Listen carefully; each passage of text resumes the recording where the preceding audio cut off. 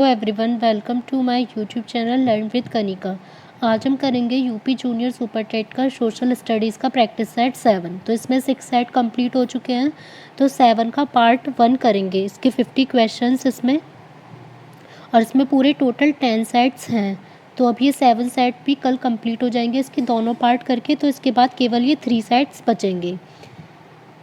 First question है, सिंधु घाटी की सभ्यता को जानने का मूल स्रोत क्या है कि वह कहाँ पाई गई। तो सिंधु घाटी की जो सभ्यता है उसको एक तो नगरीय सभ्यता भी बोला जाता है, और ये जो है इसको मेन जानने का जो स्रोत है वो क्या है, इसकी मोहरें, बर्तन, जेवर, हथियार या औजार, नगरों के अवशेष, लिपि।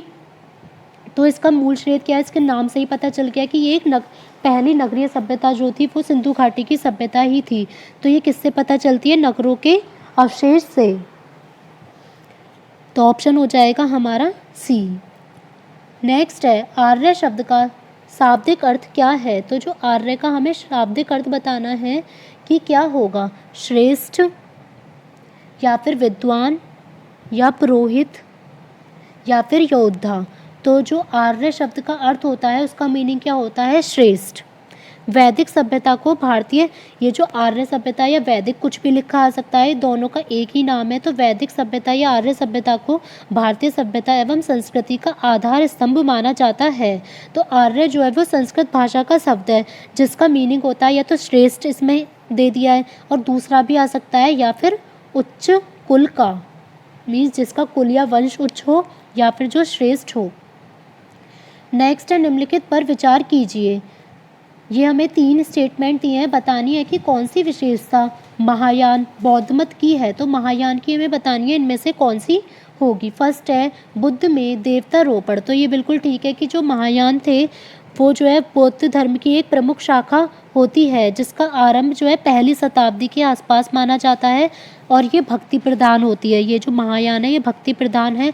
तो इसमें बुद्ध के बारे में माना जाता है क्योंकि बौद्ध धर्म की है, तो पहला सही है। बोधिसत्व के पथ पर चलना, तो ये लोग यही मानते हैं कि बोधिसत्व मीन्स बुद्ध के आदर्शों पर चलना। नेक्स्ट है, मूर्ति उपासना एवं अनुष्ठान। तो ये मूर्ति पूजा में भी विश्वास रखते हैं। इन्होंने जो है विश्व भर में बुद्ध की मूर्ति और प्रार्थना के लिए स्तूपों का निर्माण कराया था। तो इसमें तीनों ही कंक्लूड होंगे महायान में। तो आंसर हो जाएगा ऑप्शन डी, 1, 2 एंड 3। और अगर ये पूछ ले कि महायानी विचारक कौन कौन से थे, मेन जो थे एक तो अश्वघोष और नागार्जुन, ये मेन थे दोनों, अश्वघोष और नागार्जुन। नेक्स्ट है, न्याय दर्शन के संस्थापक थे। तो जो न्याय दर्शन है भारत के 6 वैदिक दर्शनों में से एक है। जो टोटल होते हैं वो 6 वैदिक दर्शन है, उनमें से एक है न्याय दर्शन। तो इसके प्रवर्तक कौन थे, ऋषि गौतम, जिनका न्याय सूत्र इस दर्शन का सबसे प्राचीन और प्रसिद्ध ग्रंथ है। जिन साधनों में हमें ज्ञेय तत्वों का ज्ञान हो जाता है, जो हमें तत्वों का ज्ञान होता है उसको बोलते हैं हम न्याय दर्शन। तो ऑप्शन हो जाएगा हमारा सी। नेक्स्ट है, कौन कनिष्क फर्स्ट के दरबार में नहीं था। तो कनिष्क फर्स्ट के दरबार में कौन नहीं था, अश्वघोष भी था, पार्श भी था, वसुमित्र भी था। लेकिन जो विशाखा दत्त था वो कनिष्क फर्स्ट के दरबार से संबंधित नहीं है। ये किसके काल का लेखक था, गुप्त काल का ये लेखक था। और जो कनिष्क था वो किसका शासक था, कुषाण शासक। कुषाण शासकों में से सबसे योग्य और महान शासक ये था। इसे शक संवत का संस्थापक भी माना जाता है, जो 78 ईस्वी में शुरू हुआ था। नेक्स्ट है, पुलकेशिन फर्स्ट बादामी शिलालेख शक वर्ष 465 का दिनांकित है। यदि इसे विक्रम संकट में दिनांकित करना होगा तो क्या वर्ष होगा। तो ये दिया गया है कि जो पुलकेशिन फर्स्ट बादामी शिलालेख है उसका वर्ष क्या है, शक वर्ष 465। तो इसे बताना है कि वो विक्रम संवत में दिनांकित करेंगे तो क्या वर्ष होगा। तो अभी हमने पढ़ा कि शक वर्ष की जो शुरुआत है वो कनिष्क के टाइम से हुई। वो कब शुरू से माना जाता है, 78 ईस्वी से वो शुरू माना जाता है। जबकि विक्रम संवत जो है उसका टाइम क्या होता है, 58 ईसा पूर्व। यदि हमें बादामी शिलालेख को विक्रम संवत में दिनांकित करना है तो हमें क्या करना होता है, एक तो हमें ये करना होगा कि इसमें पूरा प्लस करेंगे। तो एक तो 465 लेंगे, ये हमें दे ही रखा है 465। इसमें फिर हम शक संवत को प्लस कर देंगे 78, उसके बाद विक्रम संवत को प्लस कर देंगे 58। जब तीनों को हम ऐड करेंगे तो हमारा क्या आंसर हो जाएगा, 601। तो आंसर हो जाएगा ऑप्शन ए। नेक्स्ट है, निम्नलिखित शासकों में से किसने हर्षवर्धन को पराजित किया था? तो हर्षवर्धन को किसने हराया था? पुलकेशिन दुत्य ने हर्षवर्धन को नर्मदा नदी के किनारे पर पराजित किया था। पुलकेशिन दुत्य जो था वो चालुक्य वंश के शासकों में से सर्वाधिक योग्य और शक्तिशाली था। इसने 609 ईस्वी से 642 ईस्वी तक शासन किया था। राजवंश जो कन्नौज पर आधिपत्य स्थापित करने में त्रिकोणीय संघर्ष में उलझे हुए थे, वे कौन थे? तो त्रिकोणीय संघर्ष के रूप में जो संघर्ष में माना जाता है वो कौन कौन से होते हैं? एक तो गुर्जर प्रतिहार होता है, और पालवंश और राष्ट्रकूट, इन तीनों के बीच में त्रिकोणीय मतलब 3 लोग, तो एक तो गुर्जर प्रतिहार, एक पाल और एक राष्ट्रकूट। तो आंसर हो जाएगा 2, 3, 4। तो 2, 3, 4 है हमारा ऑप्शन सी में। नेक्स्ट है, भारत में मोहम्मद गौरी ने किसको प्रथम अवक्ता प्रदान किया था? तो मोहम्मद गौरी ने भारत में प्रथम इक्ता, भी इसको अवक्ता भी लिखा सकता है या फिर इक्ता लिखा सकता है। तो जो प्रथम इक्ता प्रदान किया था वो प्रदान किया था कुतुबुद्दीन ऐबक को। मोहम्मद गौरी की मृत्यु के बाद चूंकि इसका कोई भी अपना पुत्र नहीं था, तो इसलिए लाहौर की जनता ने मोहम्मद गौरी के प्रतिनिधि कुतुबुद्दीन ऐबक को लाहौर पर शासन करने का निमंत्रण दिया था। अक्ता या इक्ता होता है कि मतलब खुद की मृत्यु होने के बाद वो जो शासन है वो कौन चलाएगा। नेक्स्ट है, घड़ी अथवा ग्रहकर लगाने वाला दिल्ली का प्रथम सुल्तान कौन सा था? तो होम टैक्स जो होता है वो लगाने वाला दिल्ली का पहला सुल्तान था अलाउद्दीन खिलजी। नेक्स्ट है, सूची फर्स्ट को हमें सेकंड से इसमें मैच करना है। सूची फर्स्ट में दिया गया है इसमें तारीख़ हिंद यहाँ पर रचना दी गई है और यहाँ दिए गए हैं इसके लेखक। तो जो तारीख़ हिंद है वो किसने लिखी थी? अल बरूनी ने। तो ए का हो जाएगा हमारा 3। फिर है तारीख़ दिल्ली लिखी थी अमीर खुसरो ने, तो बी का हो जाएगा 4। रहेला लिखी थी इब्न बतूता ने, सी का हो जाएगा 1। और तबकाते नाशरी ये लिखी थी मिनहाज ने, तो डी का हो जाएगा हमारा 2। तो आंसर हो जाएगा 3, 4, 1, 2 ऑप्शन सी। नेक्स्ट है, भक्ति आंदोलन का प्रादुर्भाव हुआ। तो भक्ति आंदोलन जो है वो कहाँ से इसकी शुरुआत हुई थी? वो हुई थी दक्षिण भारत से उसकी शुरुआत। और ये जो भारत के अलवार संत थे या फिर उन्हें बोला जाता है वैष्णव संत, उनके द्वारा की गई थी। नेक्स्ट है, भारत में तंबाकू की खेती किसके शासनकाल में प्रारंभ की गई थी? तो जो तंबाकू की खेती जो है वो शुरू की गई थी जहांगीर के शासनकाल में।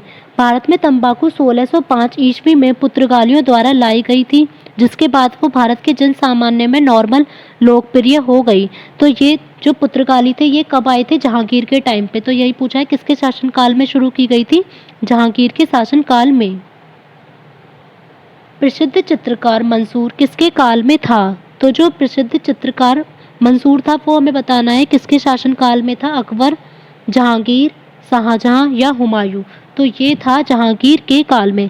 चित्रकला के क्षेत्र में जो है सबसे ज़्यादा जो योगदान रहा है वो जहांगीर का रहा है, क्योंकि वह खुद एक बहुत बड़ा चित्रकला का प्रेमी था।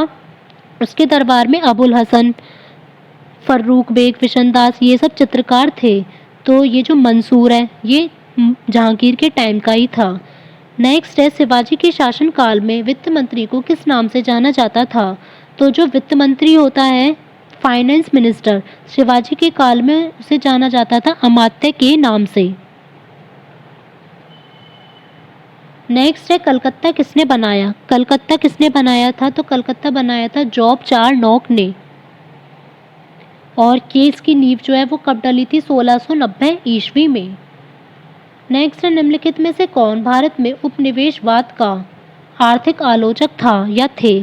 तो जो भारत में उपनिवेशवाद थे उसके जो आर्थिक आलोचक थे वो कौन थे? दादाबाई नौरोजी भी थे, जी सुब्रमण्यम अय्यर भी थे और आरसी दत्त भी थी। तो ये तीनों ही थे। तो आंसर होगा ऑप्शन डी 1, 2, 3। नेक्स्ट है, 6ठी शताब्दी ईसा पूर्व में मगध महाजनपद के पहले शासक कौन थे? तो जो मगध महाजनपद था उसके सबसे पहले जो शासक थे वो थे बिम्बिसार। ये 542 ईस्वी पूर्व में मगध के प्रथम शासक बने थे और मगध साम्राज्य का जो वास्तविक अगर संस्थापक पूछा जाए तो भी बिंबिसार ही आएगा। और ये कौन से वंश के थे? हर्यक वंश के थे। नेक्स्ट है 1857 के संग्राम के निम्नलिखित केंद्रों में से सबसे पहले अंग्रेजों ने पुनः अधिकृत किया। तो सबसे पहले जिसका पुनः अधिकृत किया था वो थी दिल्ली। सुमेल कीजिए। तो ये मैच करने हैं प्रार्थना समाज। प्रार्थना समाज किससे रिलेटेड है? हमारा आ जाएगा प्रार्थना समाज आत्माराम पांडुरंग। तो ए का हो जाएगा 4th। फिर ब्रह्म समाज। ब्रह्म समाज है राजा राम मोहन राय। तो बी का हो जाएगा 1। आर्य समाज है दयानंद सरस्वती। सी का हो जाएगा 2। और रामकृष्ण मिशन स्वामी विवेकानंद। तो डी का 3। तो 4, 1, 2, 3 ऑप्शन डी। अब इनके ईयर भी एक बार देख लेते हैं। तो जो प्रार्थना समाज थी उसकी स्थापना कौन से ईयर में हुई थी? 1867 में। और ब्रह्म समाज की स्थापना 1828 में। आर्य समाज की 1875 में। और रामकृष्ण मिशन की 1897 में। वुड डिस्पैच का संबंध जिससे रहा है वह है, तो जो वुड डिस्पैच था वो कब आया था? 1854 में। और उसका जो मेन रिलेशन था वो किससे था? एजुकेशन, शिक्षा से। इसे भारतीय शिक्षा का मैग्ना कार्टा भी कहा जाता है। नेक्स्ट है निम्नलिखित में से भारतीय राष्ट्रीय कांग्रेस के किस अधिवेशन में महात्मा गांधी ने कहा था कि गांधी मर सकते हैं परंतु गांधीवाद हमेशा रहेगा? तो ये कौन से अधिवेशन में कहा था? कराची अधिवेशन 1931 में जो हुआ था। ये कराची में बैठक कब हुई थी? ये जो गांधी और इरविन समझौता हुआ था जिसे दिल्ली समझौता भी बोला जाता है, उसको मंजूरी देने के लिए 19 मार्च 1931 को कराची में कांग्रेस की बैठक हुई थी। इसमें जो है पूर्ण स्वराज्य की मांग की थी, लेकिन गांधी और इरविन के उस समझौते को भी स्वीकार कर लिया गया था। तो इसी में गांधी जी ने कहा था कि गांधी तो मर सकता है परंतु गांधीवाद हमेशा बना रहेगा। हिंदुस्तान सोशलिस्ट रिपब्लिक एसोसिएशन की स्थापना किसने की? तो ये की थी चंद्रशेखर आज़ाद ने 1928 ईस्वी में दिल्ली के फिरोज शाह कोटला मैदान में। नेक्स्ट है Indian home rule league society स्थापित हुई थी। तो जो इंडियन होम रूल सोसाइटी थी वो स्थापित हुई थी 1905 ईस्वी में। फरवरी 1905 ईस्वी में श्यामजी कृष्ण वर्मा ने लंदन में इसकी स्थापना की थी, जिसे इंडिया हाउस के नाम से भी जाना जाता है। नेक्स्ट है 1920 में भारतीय कम्युनिस्ट पार्टी की स्थापना कहाँ पर हुई? तो जो भारतीय कम्युनिस्ट पार्टी है 1920 में हुई थी, ये तो इसमें पता चल गया। और ये कहाँ पर हुई थी? ताशकंद में, ऑप्शन सी। गदर पार्टी की स्थापना हुई थी। तो गदर पार्टी की जो स्थापना है वो 1 नवंबर 1913 को, ये भी पूछा जाता है किसने की थी? लाला हरदयाल जी ने की थी। और हुई कहाँ पर थी? संयुक्त राज्य अमेरिका यूएसए में हुई थी। नेक्स्ट है 1932 में पूना पैक्ट के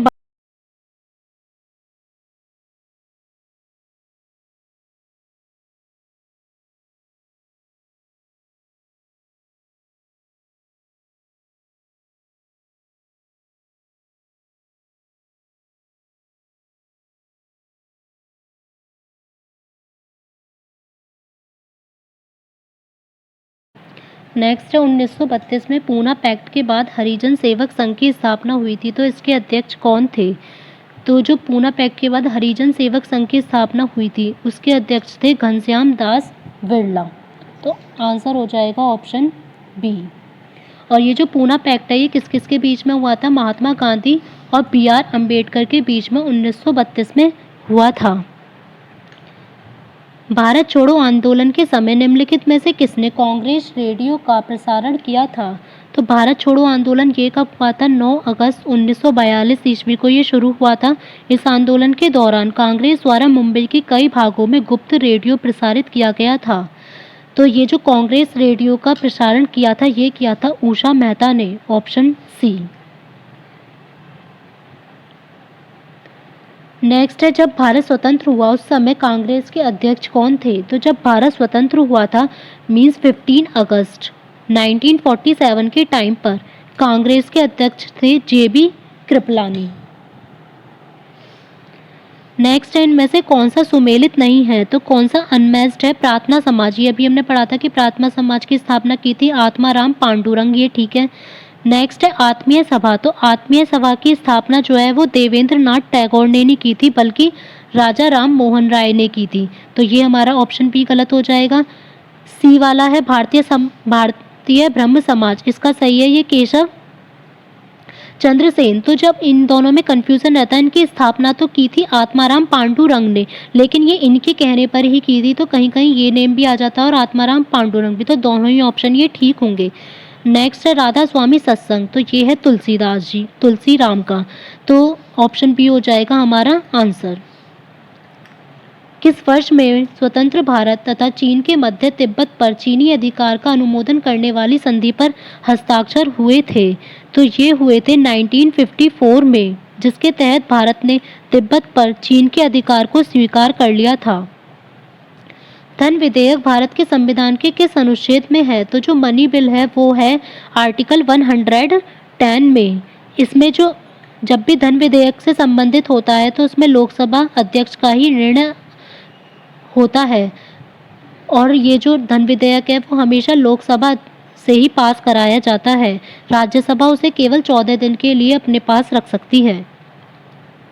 निम्नलिखित में से कौन सा एक विषय भारतीय संविधान की समवर्ती सूची के अंतर्गत आता है, तो इसमें 3 टाइप की सूची होती है, एक तो केंद्र सूची सेंट्रल होगी, एक स्टेट और एक कंकरेंट लिस्ट, जिसमें दोनों केंद्र और राज्य दोनों ही कानून बना सकते हैं। तो समवर्ती सूची जिसमें दोनों कानून बना सकते हैं वो है कारखाने, और समवर्ती सूची के अंतर्गत पूरे टोटल जो है 52 विषय होते हैं, जिसमें महत्वपूर्ण विषय जो होता है वो श्रम, आयोजन, सामाजिक शिक्षा, समाचार पत्र, कारखाना, ये सब है। प्रिवेंटिव डेटेंशन के अंतर्गत एक व्यक्ति को बिना मुकदमा चलाए बंदी बनाकर रखा जा सकता है, तो ये अनुच्छेद 22 के खंड 4 में ये प्रावधान किया गया है कि उसे कितने टाइम तक के लिए रखा जा सकता है, केवल 3 महीने के लिए। भारत में प्रजातंत्र इस तथ्य पर आधारित है कि संविधान लिखित है या फिर यहाँ पर मौलिक अधिकार प्रदान किए जाते हैं, जनता को सरकारों को चुनने और बदलने का अधिकार प्राप्त है, यहाँ राज्य के नीति निर्देशक तत्व हैं, तो ये चारों ही चीज़ संविधान में है। लेकिन पूछा गया है प्रजातंत्र मीन्स डेमोक्रेसी, डेमोक्रेसी किससे रिलेटेड है कि यहाँ पर जनता को सरकार चुनने और बदलने का अधिकार प्राप्त है। केंद्र राज्य संबंध पर डॉक्टर वी राज मन्नार समिति गठित की गई थी, तो डॉक्टर पी राज मन्नार समिति जो गठित की गई थी ये गठित की गई थी तमिलनाडु द्वारा। निम्न विधेयकों में से किसी एक का भारतीय संसद के दोनों सदनों द्वारा अलग अलग विशेष बहुमत से पारित होना आवश्यक है, तो कौन सा ऐसा विधेयक है साधारण, धन, वित्त या संविधान संशोधन विधेयक जिसमें दोनों सदनों द्वारा बहुमत से पास होना ज़रूरी है, तो वो होता है संविधान संशोधन विधेयक, constitution amendment bill. Constitution amendment जो संविधान संशोधन है वो आर्टिकल 368 में, और भाग कौन सा है उसका 20। संविधान के निम्नलिखित अनुच्छेदों में से किसी एक के अंतर्गत संघ की कार्यपालिका शक्ति राष्ट्रपति में निहित है, तो जो कार्यपालिका शक्ति होती है वो राष्ट्रपति में निहित होती है। ये कौन से आर्टिकल में है, ये है आर्टिकल 53। सर्वोच्च न्यायालय द्वारा दिया गया परामर्श भारत के राष्ट्रपति पर जो सुप्रीम कोर्ट द्वारा दी गई परामर्श होता है वो भारत के राष्ट्रपति पर बाध्यकारी है, बाध्यकारी नहीं है, कुछ निश्चित मामलों में बाध्यकारी है या उपयुक्त में से कोई नहीं। तो जो अगर कभी भी राष्ट्रपति को परामर्श लेना होता है तो वो सर्वोच्च न्यायालय से लेता है, लेकिन वो बाध्यकारी नहीं होता है, अगर उसका मन होगा तो वो उसे मान सकता है वरना नहीं। ये है आर्टिकल 143 में। नीचे 2 वक्तव्य दिए गए हैं, कथन ए और कारण आर। कथन हमें दिया गया है कि भारतीय वन सेवा का अस्तित्व 1963 में राज्यसभा की संस्तुति का परिणाम है, तो इसमें कथन बिल्कुल ठीक है कि जो भारतीय वन सेवा है इंडियन फॉरेस्ट सर्विस का अस्तित्व जो है वो 1963 में राज्यसभा की संस्तुति का परिणाम है। कारण दिया गया है कि राज्यसभा अपने उपस्थित व मत देने वाले सदस्यों के 2/3 बहुमत से एक या अधिक अखिल भारतीय सेवाओं को निर्मित कर सकती है। तो ये राज्यसभा का स्पेशल अधिकार होता है कि अखिल भारतीय सेवाओं को निर्मित करने का अधिकार राज्यसभा को ही मिला होता है। तो इसका कारण भी ठीक है और कथन भी। तो आंसर हो जाएगा ऑप्शन ए और आर दोनों सही हैं और आर ए की सही व्याख्या है। नेक्स्ट है प्राक्कलन समिति के सदस्यों का कार्यकाल होता है। तो जो प्राक्कलन समिति के सदस्यों का कार्यकाल होता है वो केवल 1 वर्ष के लिए होता है। इनके सदस्यों की जो संख्या है वो 30 होती है। इस समिति में राज्यसभा का कोई भी प्रतिनिधित्व नहीं होता है। ये प्रतिवर्ष लोकसभा के द्वारा इसके सदस्यों में से ही चुने जाते हैं। किस संवैधानिक संशोधन द्वारा शहरी स्थानीय शासन को संवैधानिक दर्जा दिया गया? तो जो लोकल सर्विस है उसको जो संवैधानिक दर्जा दिया गया था वो दिया गया था 74th अमेंडमेंट द्वारा। अगर पंचायत का पूछेंगे तो आएगा 73, और अगर म्यूनिसिपैलिटी या फिर लिख दें शहरी स्थानीय शासन तो आ जाएगा 74th। ये हुआ था 1992 में और लागू कब हुआ था? 1 जून 1993 से। भारत में राज्य के राज्यपाल के बारे में निम्नलिखित में से कौन सा कथन सही नहीं है? राज्यपाल की नियुक्ति राष्ट्रपति द्वारा की जाती है, ठीक है। राज्यपाल को राज्य विधानमंडल द्वारा हटाया जा सकता है, तो ये ठीक नहीं है। राज्यपाल राज्य विधानमंडल का अंग है, ये भी ठीक है। राज्यपाल अपनी इच्छा अनुसार किसी समय त्यागपत्र दे सकता है, ये भी ठीक है। तो जो राज्यपाल को राज्य विधानमंडल द्वारा हटाया नहीं जा सकता है, उसे हटा भी राष्ट्रपति ही सकता है, तो ऑप्शन बी हो जाएगा। नीचे 2 कथन दिए गए हैं, एक कथन है और एक दूसरा कारण। फर्स्ट है हमारा कथन, केंद्रीय कानूनों का संवैधानिक वैधता के संबंध में भारत के सर्वोच्च न्यायालय की अनन्य आधिकारिकता है। तो ये बिल्कुल ठीक है कि अगर केंद्रीय कानूनों का जो संवैधानिक वैधता के संबंध में मेन जो है अधिकार वो सर्वोच्च न्यायालय का होता है। अब कारण यह है कि सर्वोच्च न्यायालय भारतीय संवैधानिक का संरक्षण है, तो इसका कारण भी ठीक है और कथन भी ठीक है। तो हमारा आंसर हो जाएगा ऑप्शन ए तथा आर दोनों सही है तथा आर कथन ए की सही व्याख्या करता है। निम्नलिखित में से किस अनुच्छेद के अंतर्गत संसद सर्वोच्च न्यायालय के क्षेत्राधिकार में वृद्धि कर सकती है? तो कौन से आर्टिकल से सर्वोच्च न्यायालय के क्षेत्राधिकार में वृद्धि की जा सकती है? तो एक तो ये पता चल गया कि संसद कर सकती है, और आर्टिकल कौन सा है? 138। हाई कोर्ट के अधिकार क्षेत्र को बढ़ाने या घटाने की शक्ति किसके पास होती है? तो हाई कोर्ट का जो अधिकार क्षेत्र है, अभी ये पहले वाले क्वेश्चन जैसे सुप्रीम कोर्ट से रिलेटेड आया चाहे हाई कोर्ट हो, तो उसका जो अधिकार क्षेत्र है वो बढ़ाने या घटाने की शक्ति संसद के पास होती है। इसके लिए आर्टिकल है सुप्रीम कोर्ट के लिए तो था 138 और हाई कोर्ट के लिए 230। 2 अक्टूबर 1959 में भारत में पंचायती राज का शुभारंभ सबसे पहले कहां पर किया गया था? तो बलवंत राय मेहता समिति की सिफारिशों के अनुसार सबसे पहले 2 अक्टूबर 1959 को नागौर जिला, राजस्थान के नागौर जिले में पंचायती राज का शुभारंभ किया गया था। और ये किया किसने था? पंडित जवाहरलाल नेहरू ने। निम्नलिखित में से किस संविधान संशोधन अधिनियम से नगर पालिकाओं को संवैधानिक प्रशस्ति प्रदान की जाती है? तो जो नगर पालिका को प्रदान की जाती है, ये बस उसका नेम चेंज कर दिया, यहाँ पर नगर पालिका लिख दिया है, वहाँ पर शहरी स्थानीय स्वशासन। तो यही आंसर आएगा 74वां संशोधन अधिनियम 1992। वित्त आयोग का गठन किया गया है संतुलित करने के लिए। तो वित्त आयोग का गठन किस चीज के लिए किया गया है? वित्त विधेयक तैयार करने के लिए, मानदंड, संघ सरकार का वार्षिक बजट तैयार करने के लिए, मानदंड, या फिर संघ या राज्यों के बीच वित्तीय साधन। तो यही ठीक है, केंद्र और राज्यों के बीच वित्तीय संसाधनों के आवंटन के लिए मानदंड तय करने के लिए वित्त आयोग का गठन किया गया। और ये कौन से आर्टिकल में? आर्टिकल 280। निम्नलिखित में से कौन राष्ट्रपति के प्रसाद पर्यंत अपना पद धारण करता है? तो ये करता है भारत का महान्यायवादी। इसके बारे में जो आर्टिकल है वो आर्टिकल 76 में है। तो आंसर हो जाएगा ऑप्शन डी।